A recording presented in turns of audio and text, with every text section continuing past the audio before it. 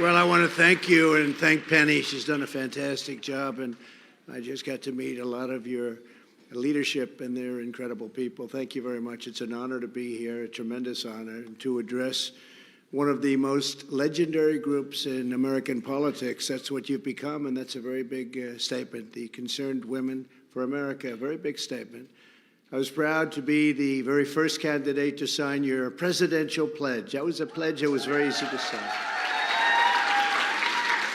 Took me about 30 seconds. I read quickly. I look at it. I say, I'm going to do that. You think Joe Biden would? First of all, he couldn't read it. He wouldn't know. What does this mean? No, I looked at it very quickly, and I said, that's perfect. But it's a pledge. It is a pledge, vowing to defend the dignity of women and affirming the ultimate truth that all women are female. Can you imagine if you said that 10 years ago? People would say, what the hell does he mean by that? Of course, it's incredible what's happened to our country and to the world to a large extent. But what's happened to our country, and let's think of it, all women are female, and I have to make that statement. Shouldn't be necessary, should it? As another statement we say, we will not allow the mutilation of our children. Can you imagine? Can you imagine? No, but can you imagine making that statement 10, 15 years ago? People would say, of course you're not going to do that.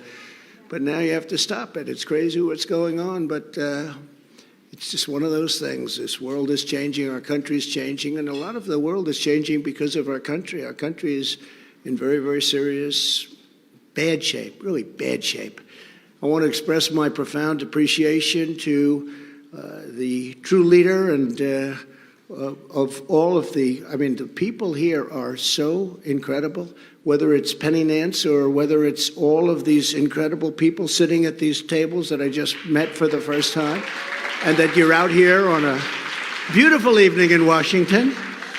Washington, as you know, has some very serious problems with crime, with muggings and killings and fights and a lot of problems, and we're going to do something about Washington. We're going to bring in the federal government. We're going to federalize it. We're going to run it properly, clean it, make it safe. It's got to be safe for people to come to, and people want to see a safe city.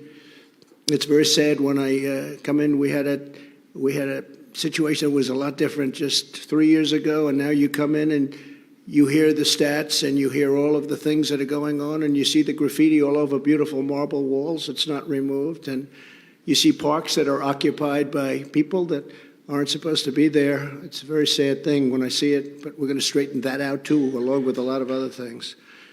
1 year from now, each of you will vote in the most important election of your lifetimes. This election will decide whether America will be ruled by Marxist, fascist, and communist tyrants who want to smash our Judeo-Christian heritage, or whether America will be saved by God-fearing, freedom-loving patriots just like you, and that's what you are.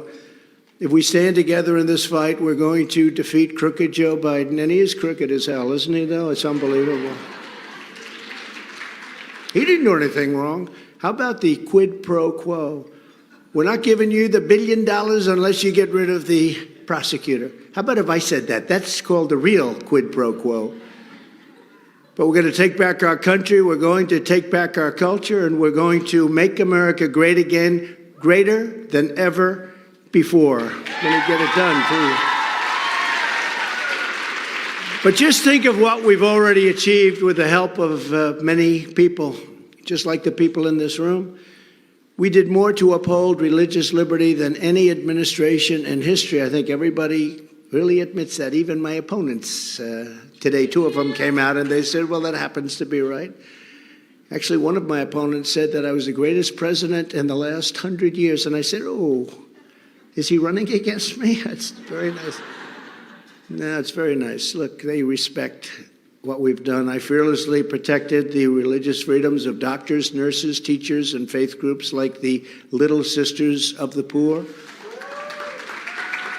I blocked the IRS from using the Johnson Amendment to interfere with pastors' freedom of speech and other faith leaders. I stopped Barack Hussein Obama's hateful, bigoted assault on faith-based adoption and foster care services, as you know.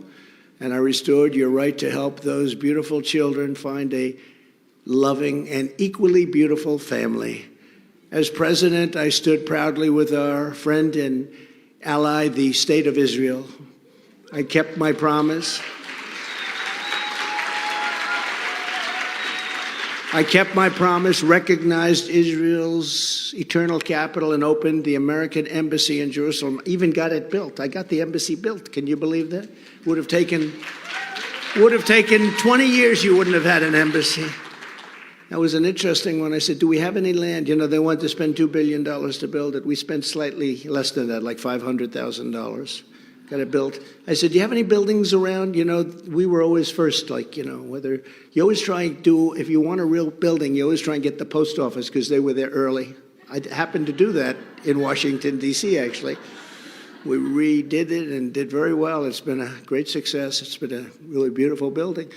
But I said, let's get it built. Let's get it built. So they came to me. They wanted to spend $2 billion. I said, well, maybe we have land that's a better location. They had a piece of land, but it was a bad location. The real estate people, two of them in the back that are friends of mine, they're very good real estate people, too. They know what I'm talking about. So they went out, they checked. They called me up 2 days later. They said, you know, we do have a great piece of land, and it has a building on it. I said, that's even better because you can renovate the building for a lot less than it costs to build a brand new one. A lot of people don't know that. So I put a crew on it. I said, how much can we do? Can we build it great? They said, sir, we can do it for $350,000. And it's the first time I think this ever happened to me, like in my entire life. I said, that sounds too low. How the hell can you do it for that? It sounds too low. And anyway, so we got it done. We did it for a little bit more. We used Jerusalem stone. Everyone talks about Jerusalem stone in New York. They love Jerusalem stone. It's very expensive. I said, can we use Jerusalem stone? Because we're in Jerusalem, right? They said, yeah. I said, it's very expensive. They said, no, we're in Jerusalem. You know, I have a friend, he thinks it's the most magnificent stone, and he's willing to pay anything for it. So we did the whole thing in Jerusalem stone. We got it done for less than $500,000. We opened the embassy, not only designated, but we opened it. And we saved almost $2 billion. Think of that. And the $2 billion wouldn't have been spent. That building wouldn't have been built for 20 years, but we got it opened very quickly, and it's really beautiful. And there's no reason, in my opinion, to ever redo it. But someday they'll knock it down and spend $2 billion or much more.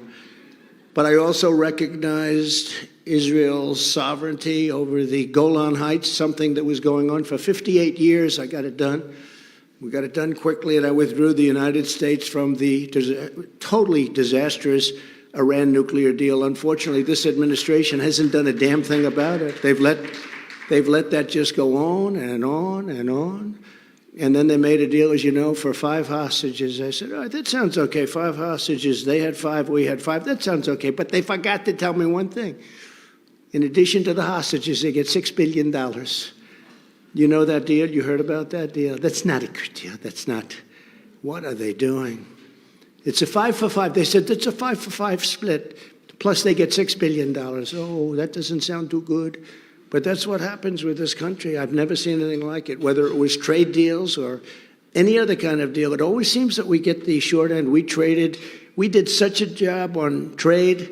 We redid trade deals at a level that nobody's ever seen before and took bad deals like NAFTA, and we made them great deals, the USMCA. That's United States, Mexico, Canada. We did an incredible trade deal with China that I don't even talk about. They buy $50 billion worth of our farm product and manufactured product, but I don't even talk about it because of what happened with COVID. But South Korea, we did incredible deals. Japan, we did incredible deals. We took deals that were horrible and made them good. And we did a lot of things. We did a lot of things. We've been given, actually, a lot of credit, even by the fake news. But here at home, we totally transformed the federal judiciary. And as Penny said, I heard her opening remarks, and she said we appointed nearly 300 judges, really brilliant judges, and they interpret the law as written. Constitution, it's, we like to say the Constitution as written. That's the way they interpret. Together we withstood vicious attacks to confirm 3 great Supreme Court justices, Neil Gorsuch, Brett Kavanaugh, and Amy Coney Barrett. Really good people, too. And I'm also proud to be the most pro-life president in American history. Very important. We're going to talk about that in just a second. From my first day in office, I took action to protect the unborn. I reinstated the Mexico City policy, stopped taxpayer funding for the abortion of industrial complex, and at the United Nations, I made clear that global bureaucrats have no business attacking the sovereignty of nations that protect innocent life. They have no business doing that. And I was the first sitting president ever to attend, as Penny also mentioned, the March for Life rally right here in Washington, D.C. They talked about attending it. You know, presidents for years talked about attending. Oh, I'm going to go. And then it happened that they didn't go. And none of them went, none of them. But I went, and it was a beautiful day. 1 year ago, in a victory that conservatives had been seeking for 50 years. 50 years they've been fighting for this. Those same Supreme Court justices and the Supreme Court ruled to end the moral and constitutional atrocity known as Roe v. Wade. Very important. Nobody thought that could be done. And so important, and it's not discussed right, it's not talked about right. To be honest, Republicans don't know how to discuss the subject, but they're the radicals, not us. The Democrats are the radicals. So now pro-lifers have a tremendous power to negotiate. You had no power whatsoever. There wasn't a thing you could do. But now you have tremendous power to negotiate, which they didn't have before the ruling.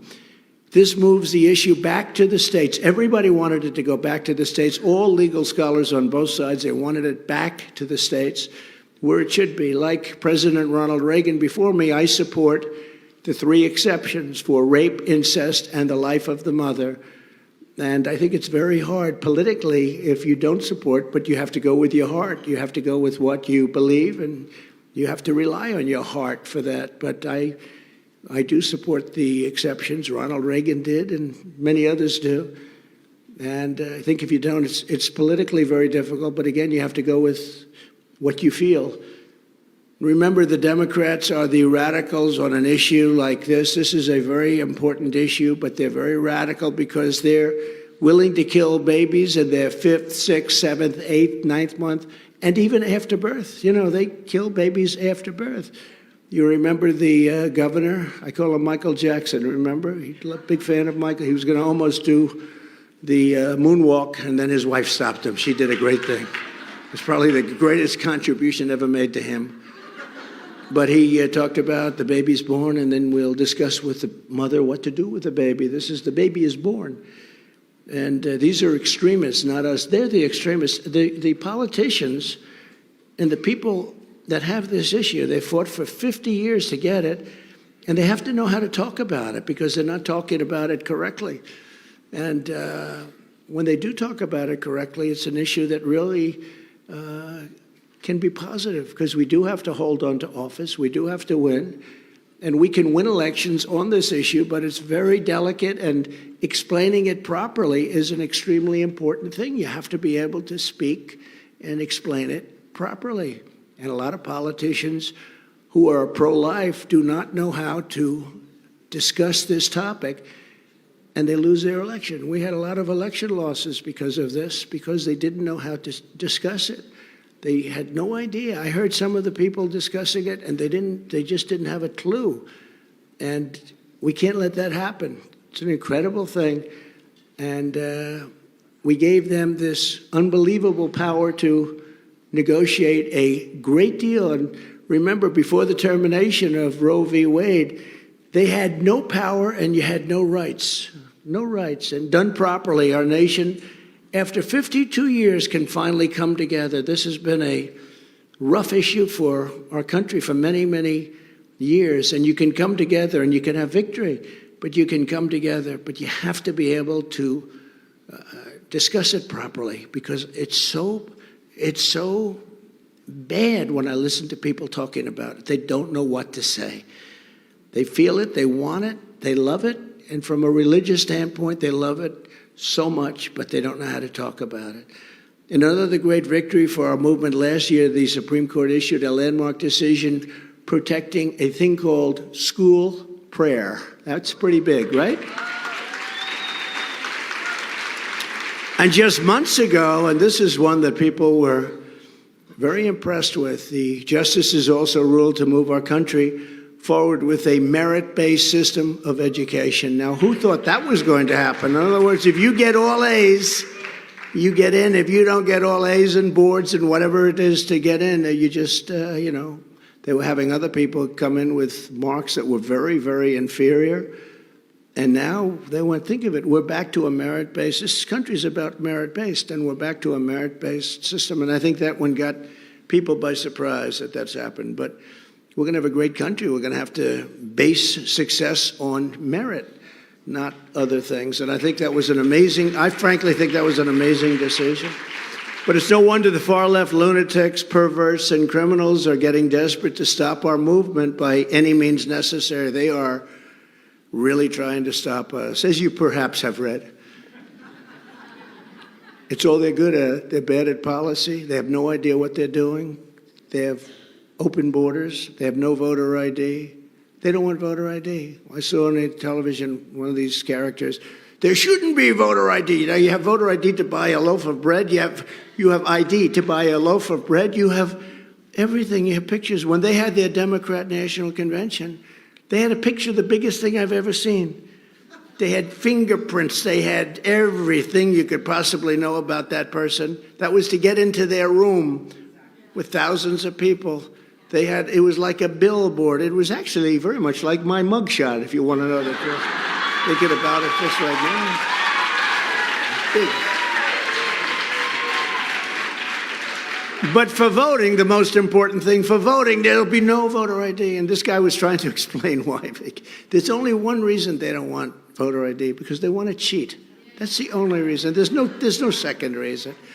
And that's all they're good at. As you know, crooked Joe Biden and his radical left thugs have weaponized law enforcement to arrest their leading opponent, by a lot leading, on fake and phony charges. It's a phony deal. This is high-level election interference, and it's happening for a single reason, because I'm the one candidate that they do not want to run against. You know, they always go out, we really want to run against Trump. If they wanted to run against me, I wouldn't be in courts all over the land fighting these maniacs off. They don't want to run. And if you look at today's polls that just came out, I'm leading Biden in just about all of them, and in some cases leading him by a lot. No, they don't want to run against me, but they say, very smart. They're good. They're misinformation people. Disinformation and or misinformation. A lot of people don't know the difference. There's a very little difference, but we'll say it's both. Disinformation, misinformation. They say, we want to run against Trump. We're dying to run against him. First of all, we won in 2016. Same people said, he won't be able to beat Hillary Clinton. Now they say, he won't be able to beat crooked Joe Biden. Well, I took the word away from Hillary, right? We call her now Beautiful Hillary. She's a beautiful woman. I took it away because it was so good, and it fit Joe Biden so well. But I don't like having a name the same for two people. So that was a great day for Hillary, because after 5 years, I stopped calling her crooked. So now I don't know what to call her, so I just call her beautiful. She's a beautiful woman. But he's crooked as hell. But just today, Fox has me up by almost 50 points on DeSanctimonious and beating Biden. 50 points. And Harvard-Harris, just as I'm walking on the stage, he just came out with a very similar poll, up by numbers that people, frankly, haven't seen before. And a lot of it's, a lot of times they say, well, they don't like Trump, but they love his policy. No, I think they like me too, You can't get elected if they don't like you. I mean, the policy is very important, but if they don't like you, but they always say, they don't like him, but they like his policy. That's why he has these good numbers, But I love you, and I hope you love me. But we fight hard for you.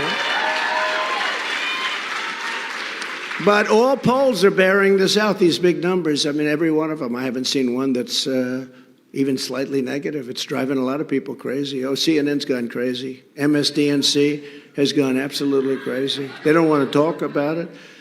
But on DeSanctimonious, as you know, I got him elected, but now he's a failed candidate. He failed. He failed before. He came in, I gave him an endorsement, and we lifted him into victory. He was way, way behind. It was over. The race was over. I endorsed him, and he went like a rocket ship, and he won very shortly thereafter.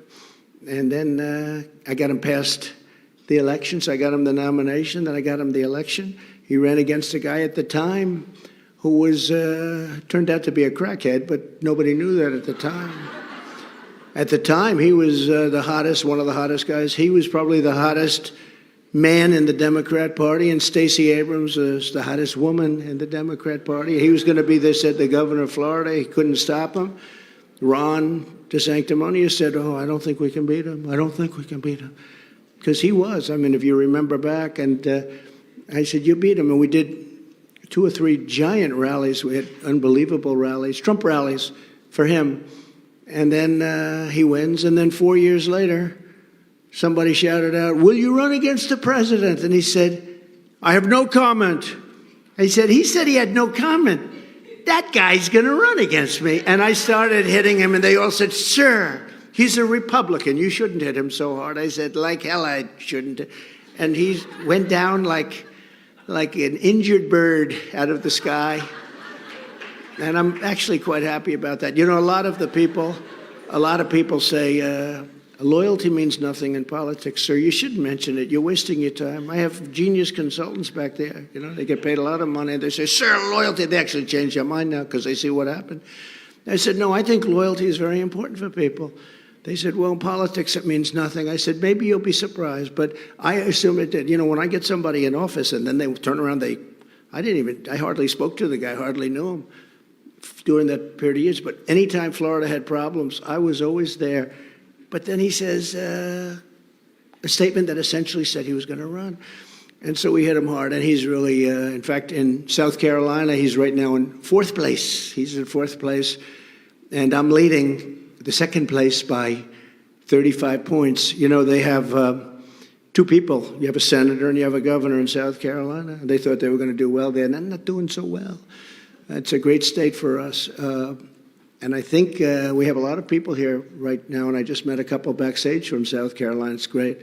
But we're leading by a lot there. We're leading by a lot everywhere, and a lot of it's because they do like me, but a lot of it's also because there has never been a more incompetent administration in the history of our country than these clowns and thugs and very bad people that are running our country now and destroying our country. There's never been anything like this.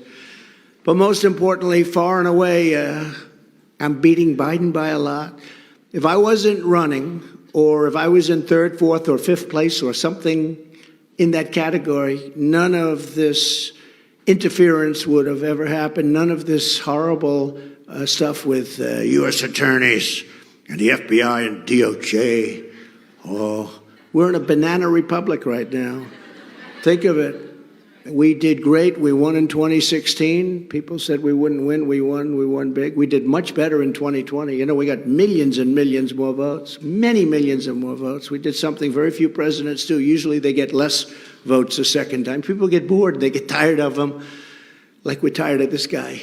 But we're tired of him for different reasons, not out of boredom. It's just out of, actually, he's very exciting because you don't know when he's going to just pop off and explode. You're watching everybody standing on eggs. You say, did he just say that? Did you see him yesterday? It's just not even believable what's going on. I don't know. It's hard to believe he's going to be running. Hard to believe he's going to get to the gate. I don't think he will. But if he does, he does. If he does, he does, whatever. But whether it's him or somebody else, we have no choice. We have to win because their views are just absolutely horrible. And we're going to be better than any other election we've ever had. We're going to get the highest. You know, in 2020, I don't know if you know that, the press doesn't like talking about it, we got the most votes in the history of politics for a sitting president. No sitting president, almost 75 million votes. And that's what they say. That's not including the other votes that they forgot about. But we got the most votes in the history of politics. I was told if we got 63 million and we won. And I was told that if we got 63 million, we couldn't lose by the best pollsters. And we got about 12 million more votes than that. And they say we lost. You know, it's horrible. So they rigged the presidential election in 2020, and we're not going to allow them to rig the presidential election of 2024. We're going to bring our country back. Every time the radical left Democrats, Marxists and communists and fascists indict me, I consider it a great badge of honor. I really do. Because in a true sense, I'm being indicted for you. Thanks a lot, everybody. I appreciate it. I appreciate it. And did you see today that deranged Jack Smith, he's the prosecutor, he's a deranged person, wants to take away my rights under the First Amendment, wants to take away my right of speaking freely and openly. Never forget, our enemies want to stop us because we are the only ones that can stop them. They want to take away my freedom because I will never let them take away your freedom. I'm standing here.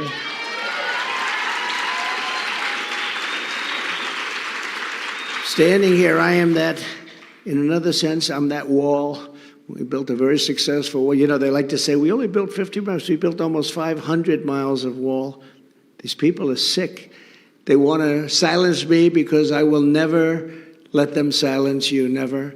And in the end, they're not after me, they're after you. I just happen to be standing in their way. Unfortunately for me, but you're lucky.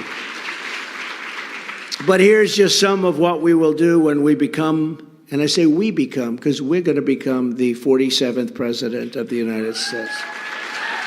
As soon as we get back in the White House, I will totally obliterate the deep state. And we started, and we're doing a great job. Then we got hit with the COVID. We fired Comey. We fired a lot of people. But we got hit with COVID, and we had to do a lot of other things. We did a great job on that, and we never were recognized. They recognized us for a lot of things. ISIS, we got rid of ISIS.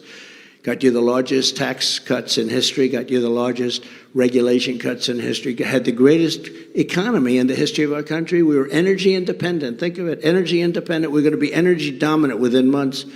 And then they came along, and now look what's happened to your energy. It's not good. Now they want to go to all electric cars. They don't go far. They cost a lot of money. They got some basic problems. They're very expensive and they don't go far. I think they want to keep you somewhere around your home. They don't want to build highways or something. They got some crazy plan. They always have something. You know, they want to build, I don't know if you know, all electric army tanks. Now we have these army tanks. No, I just saw this yesterday. They want to build all electric army tanks. The army tanks, the greatest tanks, the Sherman tank, the greatest tanks in the world we built. So now when we go in to obliterate a country with our army tanks, at least we won't pollute it with the pollutants pouring out of the back of the tank. And now they also want to go with a certain type of fuel to, it'll cut down about 12% on the efficiency of our fighter jets. They want to make our fighter jets very environmentally friendly. So we go into a war, we're over somebody's territory, we're bombing the crap out of them, but at least we're not polluting their air. Are we crazy or what? And the planes, think of this, the planes are 12% less efficient. So you got a pilot up there and he's got some guy on his tail. And he's saying, what the hell happened to my plane? I used to be able to get out of these situations. This plane is not so good anymore. And they're willing because they don't want to pollute the air over a country that we're in war with. These are brilliant people doing this. They have to want to destroy our country to do this. And how about the truckers? Did you read about the truckers? They want to go all electric trucks.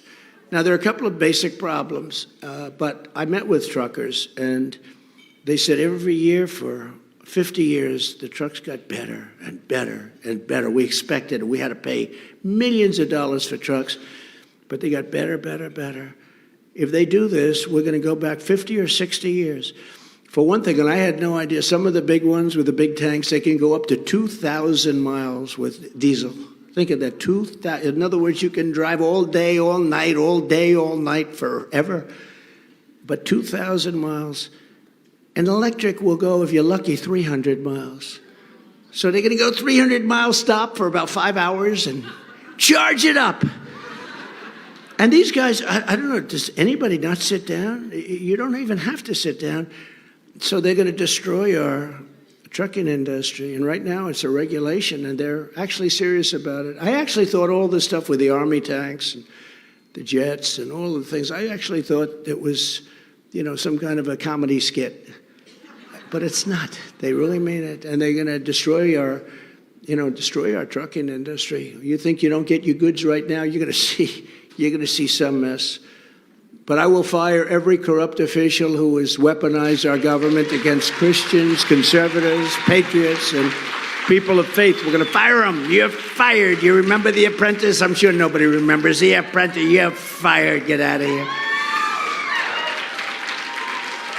That show ran for 12 years. 12 years. It was a tremendous success. And I said, well, one thing I know when I do this, actually it was 14 different shows. It was so good they put it on one season, they put it on twice. And they said they wanted to renew my contract for a long time. Anything I wanted, they were willing to give because it was doing great all the time. But I had done it for 12 years. That's a long time, considering I was never in show business before. Right? And it did phenomenal for them. And I said, one thing for certain, NBC is going to treat me so good. They're going to treat me so good. They are so bad. MSNBC and MSDNC, I call it. But they are so bad, but that's all right. But they want to give me a long term. I think that's why they're bad. I wouldn't extend. They gave it to Arnold Schwarzenegger, and that didn't work out too well. That lasted about 2 minutes. Somebody said, do you want Arnold Schwarzenegger to succeed like never before and even top your ratings, which is almost impossible to do? But would you rather have that, and we own the show, would you rather have that, or would you rather have him fail? Because I know what the fake news would do.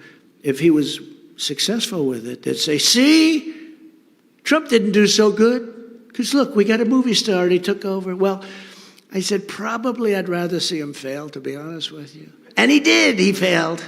Didn't work out. But The Apprentice was great. But he said, you're fired. And I fired a lot of people, but we're going to have to fire a lot more because that deep state runs deeper than we thought. Before I even arrive at the Oval Office, shortly after I win the presidency, I will have the horrible war between Russia and Ukraine settled, and it would have never happened. It would have never, ever happened if I was there. I used to talk to Putin about it. I've said it very openly. I talked to him about it. It was the apple of his eye. I said, don't do it, Vladimir. Don't do it, Vladimir. Oh, you'll be making such a mistake. And I told him a couple of things. He said, you wouldn't do that. I said, yes, I will. No, you wouldn't. And he probably didn't believe me, but he believed me 10%. That's all you needed. But I said, don't do it. As soon as I left, they started to form, and we saw the handwriting. And then we had the disaster of Afghanistan, which I think was the most embarrassing moment in the history of our country, and the press doesn't even want to talk about it anymore. The most embarrassing moment in the history of our country, and Putin saw that, and China saw that, and they saw that we had a lot of very incompetent people, and it was a rough time.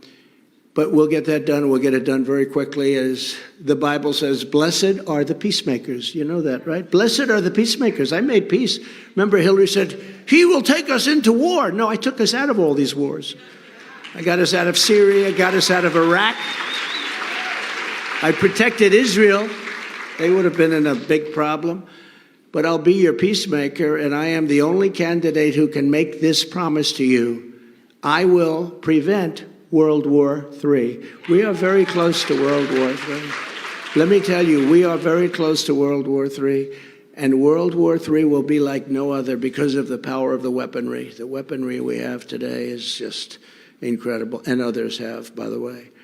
But I will prevent World War III, and I'll heal our relationship with the state of Israel to reverse the damage that crooked Joe Biden has done. Unlike Biden, I'll not be giving the $6 billion as ransom to countries for 5 people. 5 people. I will stop the disaster known as Bidenomics. He thinks it's good. You know, Bidenomics started up being a really bad thing, and they use it as a negative expression, but he liked the sound of it, so now he's trying to promote it as being a wonderful thing. But it really means inflation, taxation, submission, and failure. Other than that, it's quite good. Those are 4 pretty cool things, aren't they? But not if you have to live with it like the people of our country have to do. I will regain energy independence as we had 3 years ago and achieve energy dominance. You know, we have more liquid gold under, if I call it liquid gold, that's what it is. We have more liquid gold than Saudi Arabia or Russia, than anybody. And we were going to be drilling, and we were drilling, and we were filling up the strategic reserves, which now he's emptied to the lowest level ever. ever. You know that, right? The lowest level ever, in order to keep gasoline prices down on people so they'd vote for a Democrat, but artificial, very artificial. Now it's up to $5, I see. Gasoline is up to $5, $6, $7 in some places. It's going up very rapidly. But America was going to have, we're going to make so much money. We're going to sell to Europe, oil and gas, sell it to Europe, and we were going to start paying off our $35 trillion in debt. And we were going to lower taxes still further. We're going to do great things, but when they came in, they ended everything. And that's what caused inflation. Energy caused inflation. Now everything's causing inflation. It's a mess. And the numbers came out yesterday that inflation is absolutely not in control. And inflation's a nation killer, by the way. You go back 200 years and 100 years, you look at any nation that's had rampant inflation, they die. Those nations die. America will have the #1 lowest cost of energy and electricity anywhere in the world. We'll do that. You know, New England pays the highest in the country, and I explained to them, I said, you know, they can't get a pipe going through upstate New York, where everyone wants it to go through because they want the jobs, because it's really in bad shape. And if that happened, you'd cut it in half immediately. Instead, ships come, many from Russia. Can you believe it? They were all coming from Russia, and they load it up and they give it to New England, but it's very expensive. They have the highest prices for energy. They should never vote for a Democrat, I'll tell you that. They do, they tend to, but they should never even think about it. Under my, and you have to see this because we have something incredible, really incredible planned, and some incredible things, but upon my inauguration, I'll terminate every open borders policy of the Biden administration and quickly achieve the most secure border in U.S. history, as we had 3 years ago. We had the most successful border 3 years ago. We built nearly 500 miles of border wall. That's all certified stuff, by the way. You know, they like to say, well, he didn't build the wall. It wasn't easy when you had Paul Rhino. Do you know who Paul Rhino is? Paul Ryan? Paul Rhino, and you had Mitch McConnell. And they fought so hard, and I got it anyway, and I got it done. Then we were going to add 200 more miles, and that was all set to go. And then we had the election situation take place, that horrible situation, horrible day and it's going to go down as that. It'll be a horrible day in our country's history, and because of that, I said, these guys don't want to finish. It would have taken 3 weeks to put up another 200 miles of wall. It was all there. It was all ready to be assembled. But we got Mexico to give us 28,000 soldiers free of charge. You know, they always say, Mexico, Mexico. Well, Mexico paid fortunes for that. We had 28,000 soldiers free of charge. You know, when they say Mexico didn't pay, Mexico paid much more for that because I needed that. We didn't have to worry about the war. We got that from the military because I considered it an invasion, so I took it out of the military, which is just a small portion of their budget. But I took it out because that was an invasion. But Mexico, we had 28,000 soldiers free of charge, and it wasn't easy to get either. I went to them, and I said, you got to give us 28,000 soldiers to protect us from people pouring through your country. And they smiled at me, and they said, why would we do that? Which is probably what everybody would say. I said, no, you're going to do it. You're going to do it, 100%.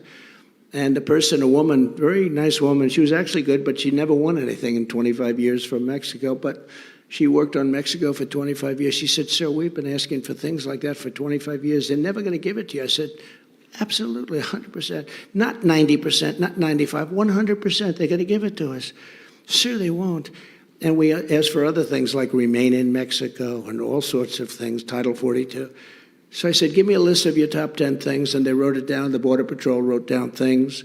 Border Patrol's great. ICE wrote down things. They're great. These are great patriots. These are tough guys. They all wrote down 10 things. But the big thing was the 28,000 soldiers, I guess you'd say. And the top person from Mexico came in, just right under the president, who's a friend of mine. I mean, he's a great guy. He came in, and I said, you're going to have to give us 28,000 soldiers. No, no, no, we will not do that. I said, yes, you will. And he said, no, no, we will not do that. I said, here's the story. It was a Friday evening. I said, on Monday morning at 7 o'clock in the morning, you're going to be paying a tariff or tax of 25% of every car. You know, they stole 32% of our car industry, just so you know. They send us millions of cars. of every car and every product from Mexico into the United States. You're going to be paying a tariff. And here are the papers right here. I'm going to sign them now, but it goes into effect 7 o'clock on Monday morning. And he said, may I make a phone call? And I said, you may. Came back in 5 minutes. Sir, it would be our honor to put 28,000 soldiers on the border to protect you from some very bad people that are coming in. And you know, Biden gave all that stuff up. He gave up Title 42. That, you know what Title 42 was so important? To protect our country and to end the child trafficking crisis by returning all trafficked children to their families and their home countries immediately. And you know, Jim Caviezel, who's a big actor, he put it very well in the movie Sound of Freedom.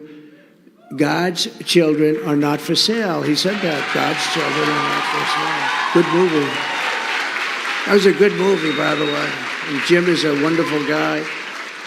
On day one, I will sign a new executive order to cut federal funding for any school pushing critical race theory, transgender insanity, and other inappropriate racial, sexual, or political content on our children. Our children are just being absolutely, I mean, they're being harassed, and they're not old enough to know what's right. And, you know, as the children, when they do these horrible things to them, and they turn 30 at 35, they look back and they say, who did this to me? Many of them, a big percentage, I think 68%. I saw some numbers, 68%. Who did this to me? Who did it? Without parental consent? Can you believe it? I will insist on the right of every parent to send their child to the public, private, charter, or religious school of their choice. Choice, choice, choice. We want to have choice in schools, and we want to have choice in cars. If we don't want to buy an electric car, and you should be able, some people might want an electric car. You know, they want to drive to the drugstore every once in a while, right? But if you don't want an electric car, you should be able to use the thing, that beautiful liquid gold that's under our feet. Is called gasoline. Or hybrids. Hybrids are very good, actually. You know, at least you're not going to be stuck. You know, with an electric car, there are lots of feelings engendered by electric cars. The first is one of the best feelings you ever have in life, when you have it fully charged and you're ready to go, and you start on your trip, and for 10 minutes you feel like you're elated. Then after that, for the next hour and a half, you feel horrible because you're looking for a charger. You're saying, where the hell am I going to get this car charged? But I always say to people about electric cars that if I were in that business, I would immediately open up, because these guys are making a fortune, a tow truck company. Because you see these cars, they're being towed all over the place. I would make so much money, but I can't do that. I think is that a conflict with being president? I think so, right? What do you think? Is that a little bit of a conflict? I will close the Federal Department of Education, and we will move everything back to the states where they can individualize education and do it with love for our children. You know, look, every list I look at, we're like in the bottom 2%, 5%. We're at the bottom. There's a list of 40 that came out. We're number 39. We spend more money per pupil than any country in the world by triple. Norway is second, and Denmark is third, and China, believe it or not, is right up there, as big as it is. And they have countries that spend a tiny fraction of what we spend, so obviously it's not working. And all those buildings in Washington, I see a Department of Ed, the biggest buildings you've ever seen, they're all over the place. We got to keep one or two people just to make sure they're teaching English, right? You know, all of a sudden we'll say one place happened to go to a different language. We can't let that happen, but we're going to end the Department of Education, let the states run education, and these states are going to do a great job, many of them. I'll also fight to keep, and this is so important, that people will be able to direct elections and get and pick the school principals by the parents, and these will be the principals of their choice, because right now you have principals in there that hate parents. I mean, I watch this happening. You have principals that absolutely are violent. They hate the parents. They don't want to let the parents even Talk to them about the education of their child. If any principal is not getting the job done, the parents should be able to vote to fire them and select someone that they like. But that'll ultimately be up to the states. We will have great schools that lead to great jobs and ultimately great lives, because we have horrible schools right now. Our programs are terrible. As much money as we spend, and I'll not give one penny to any school that has a vaccine mandate or a mask mandate. I let it be up to the governors, but we're not going to do that. And, you know, I allowed the governors. Some did a great job and some didn't do a good job. You look at Governor Noem of South Dakota, where I just left. She's done a fantastic job. And you look at Henry McMaster, Governor McMaster of South Carolina, did a fantastic job, kept the states open. And some did, some didn't. But the ones that really did horrible jobs were Democrat governors. I think just about every one of them. And we're not going to let it happen. In addition, I'll take historic action to defeat the toxic poison of gender ideology and reassert, in the beginning, God created two genders, male and female. Is that all right to say?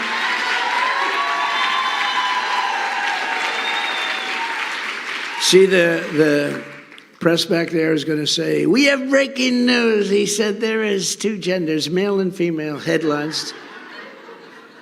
It's a terrible, terrible thing to say. You know, you have to be very careful. You do these shows and you do everything. You say something that's perfect, you end up in like headlines. Yeah, two genders, male and female. On day one, I will sign an executive order instructing every federal agency to cease the promotion of sex or gender transition at any age. They can't do it. They can't do it. The mistakes that are made are so horrific. I will declare that any hospital or healthcare provider that participates in the chemical or physical mutilation of minor youth, can you believe we say this, right? Can you believe it? No longer meets federal health and safety standards, they will be terminated from receiving federal funds effective immediately. We'll do it immediately. You'd be amazed at how quickly that'll stop. And I will challenge California's depraved new laws that strip parents of parental rights and that encourage minors to be transported across state lines for sexual mutilation. Can you believe this? We talked about it before. Can you believe we have to say this? And we will prosecute those involved in this sick California scheme for violating federal laws against kidnapping, sex trafficking. It's really sex trafficking, child abuse, and a deprivation of civil rights. What they're doing is not even possible to believe. And I will restore the Trump ban on transgender in the military. You know, I had transgender bans, and I went to generals, and all the generals agreed. They undid that. I will once again appoint rock-solid conservative judges in the mold of Justices Antonin Scalia, Samuel Alito, he's done a fantastic job, and the great Clarence Thomas, he's been fantastic. I will fully uphold the Second Amendment. I will, which is a big deal. 4 years it was upheld, but they're doing all sorts. They're really fighting it very hard, and a weak person in office will lose it. I will bring back free speech in America, and I will secure the integrity of our elections. We have to do it. These things, and this is what we must do to restore our country to greatness again. The USA is a mess. Our economy is crashing. Inflation is totally out of control. China, Russia, Iran, and North Korea formed together in a menacing and destructive coalition, very, very dangerous. Our currency is crashing and will soon no longer be the world standard, which will be our greatest defeat in 200 years if that happens. If that happens, it will be our single greatest defeat. But it won't happen with me, not even a chance. Just like Russia would never have invaded Ukraine and China would not even be thinking about raiding Taiwan. I spoke to President Xi. He was never going to do it. He's only doing it, or may do it now, because he has no respect for this administration and he has no respect for Biden. And we would have left Afghanistan with dignity and strength. We were leaving Afghanistan. I got it down to 2,500 soldiers, which is the lowest number in many, many years. But we were going to keep Bagram because that air base is 1 hour away from where China, forget Afghanistan, where China makes their nuclear weapons. 1 hour, one of the biggest air bases in the world, and we fled almost like in retreat, almost like a surrender. And we left Bagram, and you know who's occupying Bagram right now? China. China's occupying it. We built it, cost a fortune to build. Biggest, most powerful runways they can hold. I think they're 8 feet thick of concrete, 20,000 feet long, which is double a long runway. And we fled. We fled. Instead, I think really this is our greatest embarrassment in history, and a lot of bad things happened because of it. If you took the 5 worst presidents in the history of the United States and added them up, they would not have done the destruction to our country that crooked Joe Biden and the Biden administration have done in just a few short years, 3 years. We are a failing nation. We are a nation in decline. And by the way, those are 2 phrases that Ron DeSanctimonious uses all the time. Do you notice? He says, we are a failing nation. We are a nation in decline. Now, they're pretty unique statements, but he uses them all the time. And you know what? He can use them because he also throws hats. Do you notice the hats? He's throwing hats. And he does it the same way. He gets low and he flicks his wrist like that. And we don't like these copycats, do we? It's crazy. You know, I don't do the hat thing anymore because I don't want to. I watch them. I say, ugh. But it is true. We are a failing nation, and we are a nation in decline. And it's really a very sad thing to have to say, but it's obvious. And now these radical left lunatics want to interfere with our elections by using law enforcement at a level that they've never done before. Our nation is being challenged like never before. And yet, I stand here tonight confident that America can and will overcome it all by the strength of our faith, the power of prayer, and the grace of Almighty God.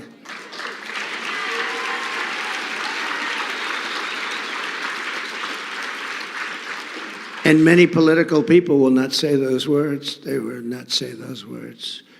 In their group, if they say those words, they'll be taken to the shed. We're going to proudly say those words. And frankly, that's one of the problems our nation has, is it's gone the opposite and the opposite direction. There's nothing we cannot do as long as we hold fast to the timeless words of our national motto, in God we trust. So with your help and your prayers and your vote, we will stand up for the women of America. We will put America first, and we will, without question, make America great again, greater than ever before. Thank you very much. It's a great honor to be here. Thank you. Thank you very much. Thank you. Thank you, everybody. Have a good time. Thank you. Great. Thank you. Mr. President, the women of Concerned Women for America would love to just quickly say a prayer over with you. Would that be okay? If you'd like to join me, lift your palms up to the Lord and join me in prayer for this president. Dear Heavenly Father, we thank you so much that we live in a nation where we get to choose our leaders.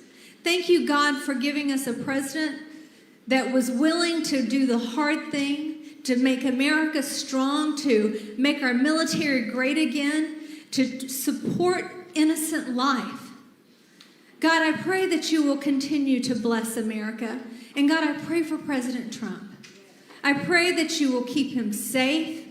I pray that you will surround his family with angel armies and keep them safe from those who wish to harm them, even those that wish to hurt his children, God. I pray for them at this moment.